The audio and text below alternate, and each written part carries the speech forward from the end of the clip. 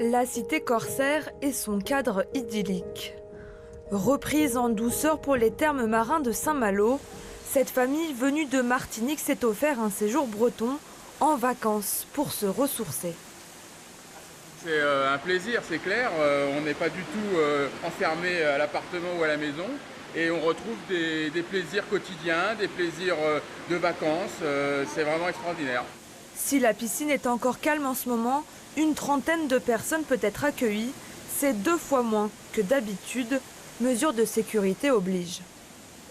On a quand même des éléments assez rassurants, que ce soit de la Haute Autorité de Santé ou de la Société française d'hygiène hospitalière, qui nous disent un virus enveloppé est quand même trop fragile pour survivre et se développer dans un milieu de piscine.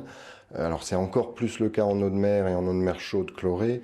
Donc sur l'aspect aquatique de la thalassothérapie, je dirais on est plutôt rassuré. Pendant ces 3 mois de fermeture, tout a été calculé pour cette thalasso post-Covid. Plexiglas à l'accueil et un casier sur 2 est bloqué. On a pu aussi mettre des flèches pour avoir le sens de circulation. Voilà, pour diminuer cette distanciation qui est importante. Le Grand Hôtel ouvrira ses portes le 19 juin. Le lendemain, les cures thermales reprendront. Reste un point sensible, le hammam, milieu confiné, humide et chaud. On a décidé de ne pas ouvrir le hammam, quand bien même on aurait pu le faire.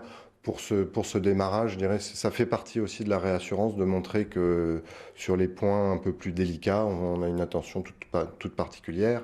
La perte de chiffre d'affaires est estimée à 40%, mais l'entreprise reste optimiste pour la suite. En août, un retour à la normale pourrait être envisagé.